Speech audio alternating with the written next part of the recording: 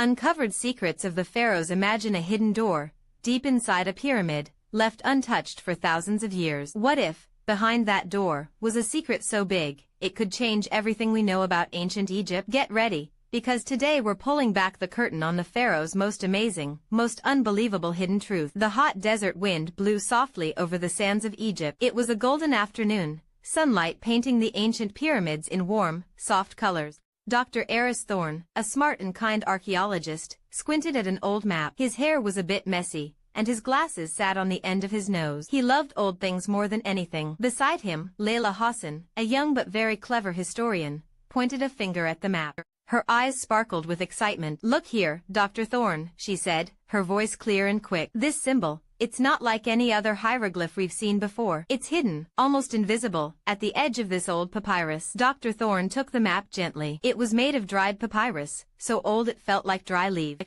He put on his special magnifying glass. The symbol was indeed strange. It looked like a tiny, twisting snake, but with a shining eye in its head. It was drawn next to a part of the Great Pyramid of Giza that everyone thought was just solid stone. "A hidden chamber," Dr. Thorne whispered, his mind racing. "But how? We've scanned that area so many times. It should be solid rock." Layla smiled, a wide, bright smile. "Maybe it's not a chamber you can scan with machines," she suggested. "Maybe it's something else. Something only a person with a very keen eye would notice." She had spent many long nights studying old texts, looking for tiny clues. Their team was small but dedicated. They had spent weeks digging near the pyramid, but found nothing new. This map was their last hope. The heat was always there, a heavy blanket, making the air shimmer above the sand. They gathered their tools, pickaxes, brushes, dustpans, and special lights. The sun was starting to set, making long shadows stretch across the desert floor. The sky turned a beautiful mix of orange and purple. The Great Pyramid stood tall, a giant triangle against the colorful sky, holding its secrets close. The next morning, the team went to the spot on the pyramid wall. It was a smooth, flat part of the stone, high up. Dr. Thorne and Layla had to climb carefully, using ropes and a small scaffolding system. The stone was warm from the rising sun. "According to the map," Layla said, panting a little from the climb, "the symbol aligns with this very specific stone block." She traced the surface with her gloved hand. It looked just like all the other blocks. Nothing special at all. Dr.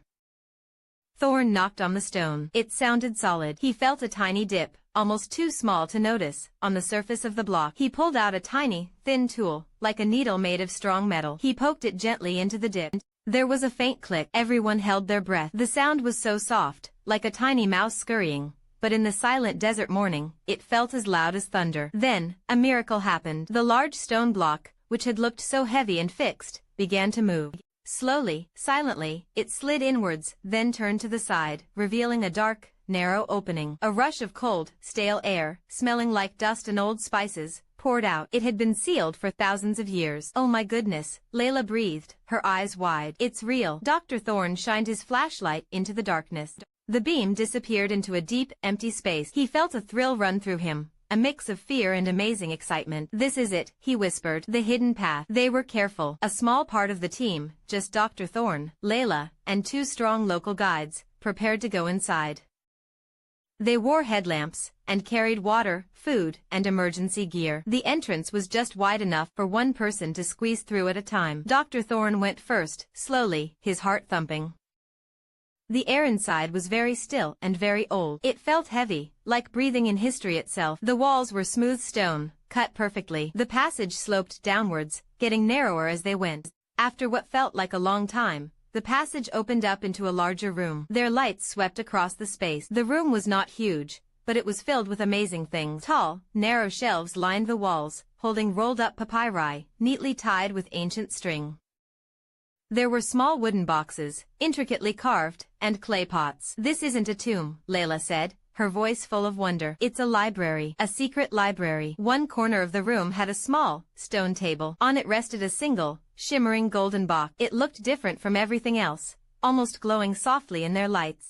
It had no locks, no fancy carvings, just a smooth, perfect golden surface. Dr. Thorne approached it with great care. He reached out a trembling hand and touched the box. It was cool, smooth, and heavy. He tried to lift the lid, but it wouldn't budge. It seemed to be sealed shut. Layla, meanwhile, was carefully unrolling one of the papyri.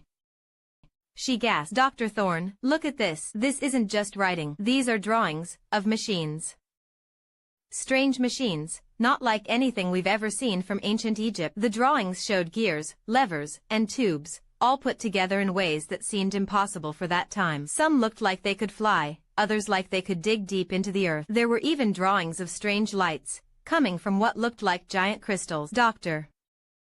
Thorne moved to see the drawings. His mind was blown. This changes everything, he muttered. How could they have known about such advanced technology? He looked back at the golden box. Maybe the box held the key to understanding these drawings. He noticed a very small, almost invisible indent on the top of the box, shaped like the strange snake symbol from the map. He pulled out the thin metal tool he had used to open the stone door. Gently, he pressed it into the indent. Again, there was a soft click. This time, the lid of the golden box slowly, smoothly, began to rise on its own.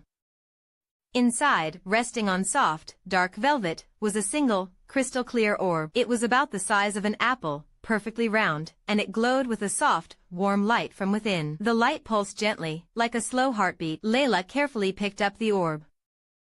It felt warm and light in her hand. As she held it, the drawings on the papyrus seemed to glow faintly. It's reacting, she said, her voice a mix of awe and disbelief. This orb, it's like a key. As Layla held the orb, images started to flash in her mind. Not just pictures, but feelings, sounds. She saw towering structures of light, cities made of impossibly smooth, shining stone.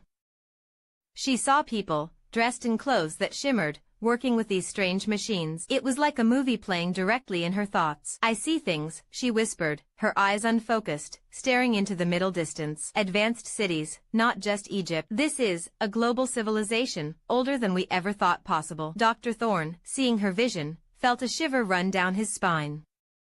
The orb was not just a pretty object. It was a data storage device, a projector, a living record of a forgotten world. The pharaohs had not built these incredible things. They had inherited them, or perhaps, they had been taught by those who did. The visions faded, and Layla blinked, coming back to the silent chamber. Her face was pale. It's not just Egypt, Dr. Thorne. This knowledge, these machines, they came from a civilization before the pharaohs. A lost world, with incredible power. The papyri in the secret library contained not just drawings, but also stories. Stories of great floods, of stars falling from the sky, of a time when the world was different. They spoke of the builders, wise beings who used crystal energy to power their cities and their flying machines. These builders, the texts explained, had faced a great disaster. Their advanced world was destroyed. Only a few of their secrets, their seeds of knowledge, were saved. The pharaohs, or those before them, had been entrusted with protecting these seeds, these amazing secrets, for a time when humanity was ready to understand again. The pharaohs weren't just kings, Dr. Thorne realized. Looking at the ancient texts, they were guardians. They hid these secrets to protect them, not to keep them from us forever, but to keep them safe until we were wise enough not to misuse them. The golden box still lay open, the crystal orb radiating a gentle light. The room felt warm now, filled with the presence of forgotten history. The air was no longer stale but vibrant, as if the knowledge itself was breathing. Layla carefully put the orb back into its golden box. We need to study all of this, she said, her voice firm. Every single scroll, every drawing. This is too important to rush. They spent days in the secret chamber. They brought in special cameras and tools, working tirelessly. They documented every single item, every drawing, every word. The local guides, at first just helping with heavy lifting, soon became captivated by the sheer volume of discovery. Their eyes reflected awe as they saw the complex drawings and the shimmering orb. One day, while carefully brushing dust from a large stone tablet, Layla found more strange symbols. These symbols were not hieroglyphs. They looked more like star maps, showing constellations that were not visible in today's sky. There were also pathways drawn, connecting different stars. These are navigation charts, she exclaimed, showing Dr. Thorne. But for what? And why do they show stars that don't match our current sky? Is it a different time, or a different place? Dr. Thorne studied the charts. Perhaps it's both, he mused. If the builders were so advanced, they might have traveled beyond Earth. Or perhaps they came from elsewhere. These charts could be their journey logs, or maps to their original home. The implications were huge. It wasn't just ancient technology, it was potentially alien contact, or a lost human civilization that reached the stars long before modern science even dreamed of it. The secrets of the pharaohs were not just secrets of Earth, but of the cosmos. As they worked, they discovered more about the crystal orb. It wasn't just a projector of memories. It was also a power source. One of the papyri showed how to activate it, using specific sounds and light patterns. Carefully, following the ancient instructions, Dr. Thorne and Layla tried to activate the orb. Layla hummed a soft, low note, matching a specific pitch shown in the text. Dr. Thorne adjusted a small, polished metal plate, reflecting a beam of light from his lamp onto the orb. The orb pulsed brighter, its light growing stronger, filling the chamber with a soft, humming glow. The strange drawings on the papyri seemed to come to life, shimmering with energy. The air around them began to crackle faintly. Then, from the center of the orb, a tiny, intricate hologram appeared. It was a rotating image of a vast, ancient city, far grander than anything found on Earth today. Tall spires, glowing with an inner light, reached up into a sky filled with strange, cloud-like formations. Flying vehicles zipped between buildings, and in the center of the city, there was a massive pyramid, much larger than the Great Pyramid of Giza. It was not built of stone, but of a shimmering, crystal-like material, radiating pure energy. This is it, Layla breathed. The builder's city. This is where the knowledge came from. The hologram expanded, showing details of the city. People moved through its streets, not with urgency, but with a calm, purposeful grace. They wore simple, elegant clothes, and many carried small, glowing orbs similar to the one Layla held. It seemed to be a tool, or perhaps a communication device. One image zoomed in on a group of these people, standing around a large, swirling pool of light. They were placing crystal orbs into the pool, and the light seemed to absorb the orbs, or perhaps transfer information from them. It looked like a central data bank, a way to store and share all their knowledge. They shared everything, Dr.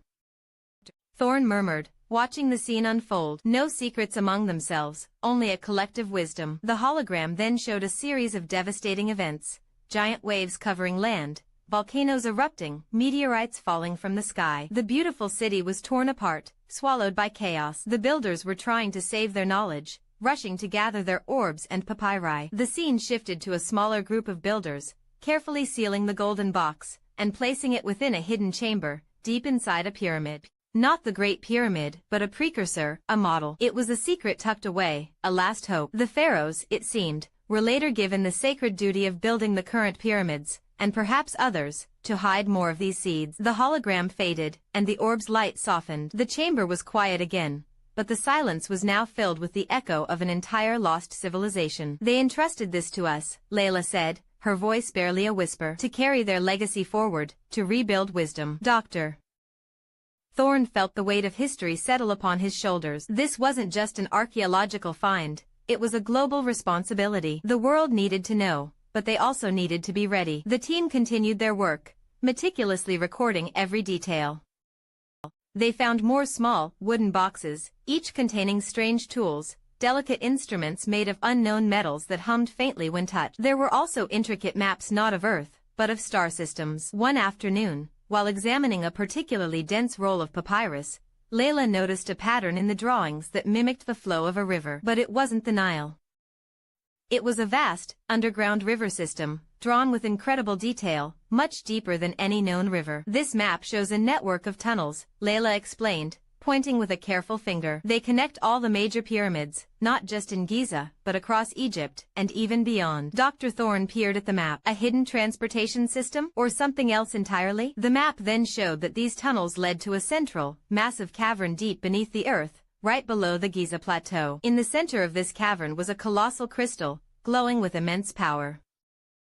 This crystal seemed to be the ultimate power source, the heart of the builder's technology, providing energy for their cities and their remaining artifacts. This isn't just about ancient secrets anymore, Dr. Thorne said, his voice filled with urgency. This is about a hidden power source, still active, deep beneath us. The discovery of the hidden chamber, the golden box, the crystal orb, and now the map to a deep, powerful crystal, changed everything. The pharaohs hadn't just guarded knowledge. They had built monuments around critical parts of a vast, ancient energy grid. Their work in the secret chamber was nearing its end. They had recorded everything, created duplicates, and prepared for the delicate task of sharing their findings with the world. But they knew this was only the beginning. The biggest secret, the glowing crystal deep beneath the earth, still lay hidden. As they packed their equipment, ready to leave the chamber for the first time in weeks, Layla felt a strange pull.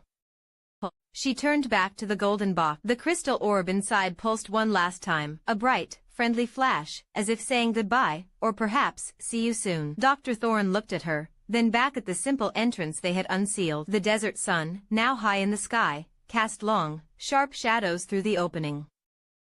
The world outside felt so different, so oblivious to the wonders they had just uncovered. The pharaohs kept their word, Layla said softly. They protected it. Now it's our turn. Dr. Thorne nodded, a thoughtful expression on his face. Indeed, and the world is about to discover a history far more amazing, and far more complex, than anyone ever dreamed possible. They left the chamber, sealing the door behind them as carefully as they had opened it. The desert wind still blew, but now it felt different, as if carrying whispers of ancient wisdom, of lost civilizations, and of a future that was suddenly much more exciting and mysterious. The secrets of the pharaohs were finally ready to be shared, and the journey of discovery had only just begun. What else lay hidden beneath the sands, waiting for the right moment to emerge? Only time, and brave explorers like Eris and Layla, would tell.